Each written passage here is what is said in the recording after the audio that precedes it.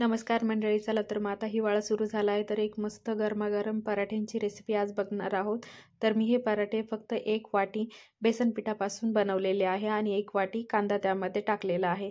तर तुम्ही हे मुलांच्या शाळेमध्ये टिफिनला पण करून देऊ शकता, काहीतरी नवीन म्हणून। तर चला तर मग झटपट आपण रेसिपीला सुरुवात करूया। तर त्यासाठी एक आपण सारण बनवून घेणार आहोत। तर त्यासाठी इथे मी तेल घेतलेलं आहे, त्यामध्ये जिरे, मोहरी, कढीपत्ता टाकलेला आहे। त्यानंतर आता इथे आपण हिरव्या मिरच्या 2 घेतलेल्या आहे, त्या बारीक कट करून टाकलेल्या आहे। नंतर 1 वाटी मी उभा कांदा बारीक चिरून घेतलेला आहे आणि तो आता इथे टाकलेला आहे। तर आता तो आपण मस्त 1 मिनिटासाठी परतून घेऊया व्यवस्थित।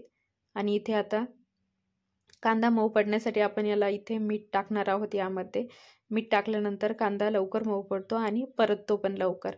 तर आता हे व्यवस्थित असं मिक्स करून घेऊया। आणि त्यानंतर मी आलं लसूण पेस्ट घातलेली आहे। ही मी आलं लसूण कुटून घेतलेलं आहे। कुटल्यानंतर त्याची जी टेस्ट असते ती छान लागते, त्यामुळे शक्यतो कुटून घ्यायचं आलं लसूण। तर त्यानंतर आपल्या घरामध्ये जे बेसिक मसाले असेल, हळद, लाल तिखट, ते टाकायचे आहे आणि ते व्यवस्थित मिक्स करून परतून घ्यायचे आहे। हे बघा, व्यवस्थित मिक्स करून झालं की त्यामध्ये आता आपण इथे 1 वाटी जे आहे ते बेसन पीठ इथे टाकणार आहोत।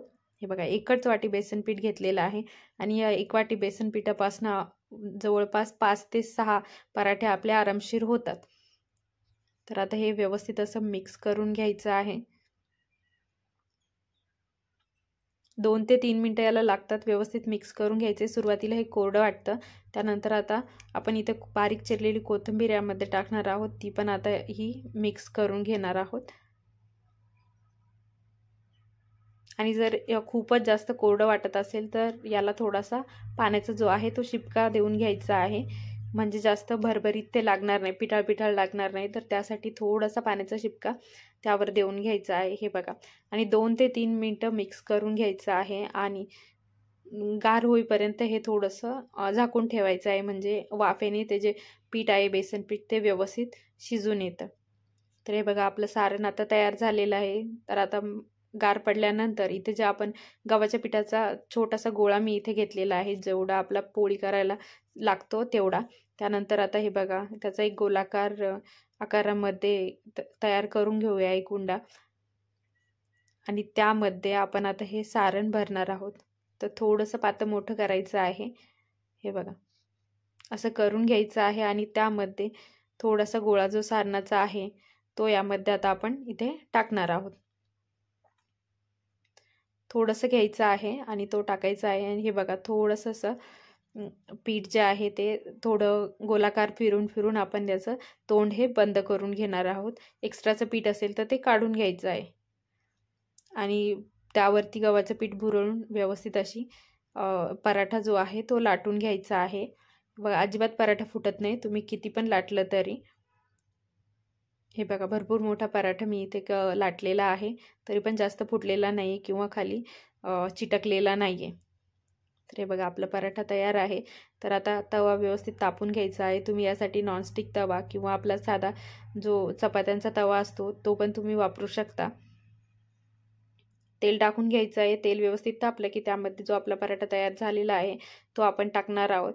मस्त कुरकुरीत खमंग असा व्यवस्थित दोन्ही साईडने भाजून घ्यायचा आहे। तर याला भाजण्यासाठी 4 ते 5 मिनिटं लागतात। मंद आचेवरती दोन्ही साईडने व्यवस्थित भाजून घ्यायचं आहे। दोन्ही साईडने तुम्ही तेल किंवा तूप किंवा बटर, तुम्हाला जे आवडत असेल ते तुम्ही लावू शकता। तर आता मुलं डब्याला वेगवेगळं मागता काहीतरी, तर तुम्ही हा पदार्थ नक्की ट्राय करा। तुम्ही जर माझा व्हिडिओ इथपर्यंत बघत आला असेल तर नक्की माझ्या व्हिडिओला लाईक करा, शेअर करा, सबस्क्राईब करा। फेसबुकवर बघत असाल तर नक्की मला फॉलो करा नवनवीन रेसिपींसाठी। हे बघा, एक साईड मस्त भाजून झालेली आहे, तर आता दुसरी साईड भाजणार आहोत। उलटणीने व्यवस्थित सर्व साईडने असं दाबून आणि सर्व साईडने व्यवस्थित भाजून घ्यायचं आहे। नक्की ट्राय करा तुम्ही ही रेसिपी आणि मला कमेंट बॉक्समध्ये सांगा की कशी वाटली रेसिपी। आणि कमेंट बॉक्समध्ये मला हे पण सांगा की तुम्ही ही रेसिपी कुठल्या शहरातून बघत आहात। तर हे बघा, मंद आचेवरती व्यवस्थित भाजून घ्यायचं आहे दोन्ही साईड आणि खूप जास्त वेळ लागत नाही। आपलं चपात्यांसाठी पीठ मळलेलंच असतं, फक्त सारण तयार करायचं आणि एकदम 4 ते 5 मिनिटात तयार होणारा हा पदार्थ आहे। मस्त कुरकुरीत लागतो. तुम्ही लोणच्यासोबत कुठलीही चटणी बनवू शकता किंवा आपला सॉस असतो घरात अवेलेबल त्याच्यासोबत पण खाऊ शकता. हे बघा दोन्ही साईडनं व्यवस्थित असा भाजून घ्यायचा आहे तो.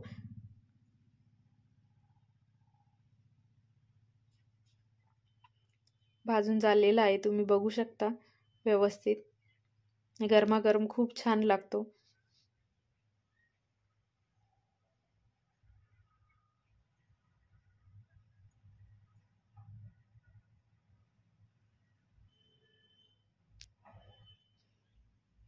झाला आपला पराठा तयार. फक्त 5 मिनिटात बनून तयार होतो.